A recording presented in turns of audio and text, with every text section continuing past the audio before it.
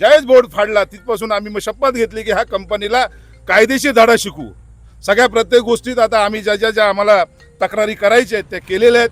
आणि जर व्यवस्थापनाने आमच्या ज्या 10 कामगारांना जो अन्याय केलेला आहे ते बाहेर बेकायदेशीर बाहेर ठेवलेला आहे. मी आज पाटील साहेब आहेत QCचे मॅनेजर साहेब, आज ते पण मिटिंगला होते, त्यांचे लिगल ॲडवायझर होते. त्या सगळ्या गोष्टी त्यांना कळतं आहे की इकडे कामगारांना अन्याय झालेला आहे. जरी अन्याय झाला असला तरी आता सुधारणं तुमचं काम आहे आणि सुधारण्यासाठी आमच्याकडून जर तुम्हाला काही सहकार्य पाहिजे तर डेफिनेट करू. पण जे कामगार आहेत त्यांना पहिले कामावर घ्या. कामावर घेऊन तुमचं प्रोडक्शन चाललं पाहिजे, कंपनी व्यवस्थित चालली पाहिजे. हे सगळं आम्ही त्यांना मार्गदर्शन केलेलं आहे.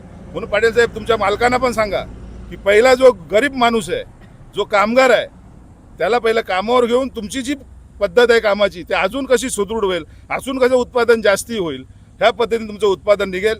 तुम्ही आता काय केलेलं आहे की नाक्यावरची लोक येऊन तुम्ही कंपनीमध्ये भरती करता, हे आम्हाला कळालं म्हणून आम्ही आज आलो. आज फार्मा कंपनी आहे, तुमच्याकडे टॅबलेट बनतात, इंजेक्शन बनतायत आणि अशा लोकांना येऊन तुम्ही करणार. मग ह्याच्यासाठी न्याय मागण्यासाठी जर वेळ पडली, सुप्रीम कोर्टात जायची वेळ तरी चालेल, इंटरनॅशनलला जरी तक्रार करायची तरी आम्ही करू. कारण का हा जो कामगारांचा किंवा कंपनीचं उत्पादन आहे, ह्या कामगारांच्या किंवा पुऱ्या जगाच्या शारीरिक आणि प्रत्येक गोष्टीला ते औषध पुरवलं जातं. त्याच्यावर जर इथं क्वालिटी आणि हे निघालं नाही तुम्ही काय करू शकता.